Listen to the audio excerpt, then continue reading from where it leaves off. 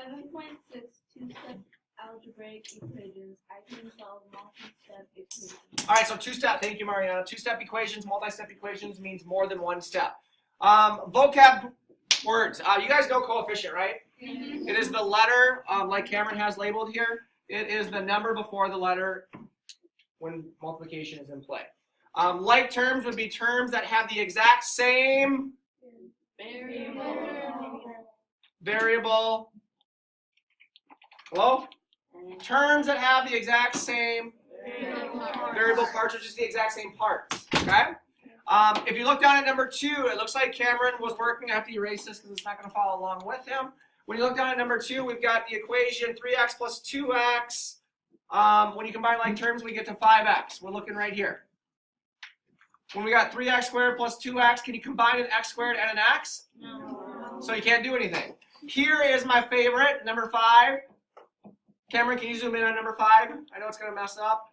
I'm going to erase, get rid of this. We've got 7xy and 2xy. Why does 7xy and 2xy have a black square around them? Sam. Because you can combine them. Because 7xy and 2xy have the exact same parts, don't they? Yes. So we combine the 7x and the 7xy and the 2xy to 9xy, which you see right here. Why is the negative 12 all by itself? Why does he have a red circle around negative 12 somebody? Abby. There's no like terms to go with, so it stands by itself. Same thing with 4x squared y. Okay, the variable are the exponent over the x makes that not the same as these guys, which don't have any exponents over any of the variables. Okay? So then we combine them and we're good to go. Cameron, can you zoom back out? Let's move down to number 3. So when solving multi-step equations, the first thing we need to do is find out if we have to combine any like terms, right? Yes. But before we even look at that, what are you thinking in your brain? Get the variable alone. Get the variable alone now. So when you zoom in, Cameron, on number 7, do we have any like terms as far as 2x minus 4? No? And no, I know 12 and negative 4 are the same, but we have to get those together in order to solve for x. Okay, so then we have no like terms to solve for. Why did Cameron add 4 to both sides?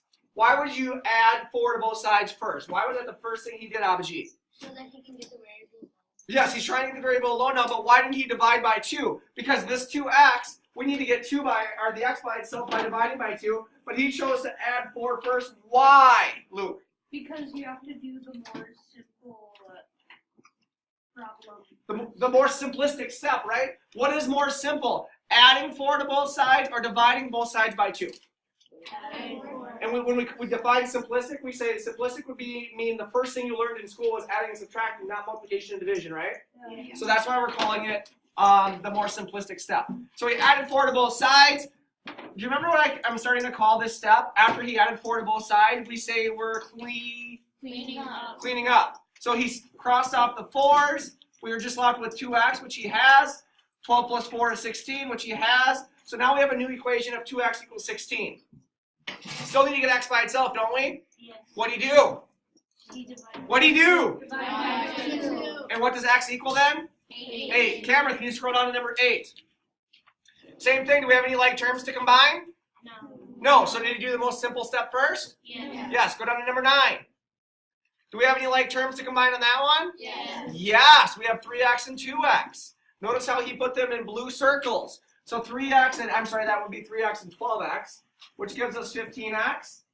The plus 7 is all by itself, so plus 7 equals 22. And again, he did the most simplistic step first.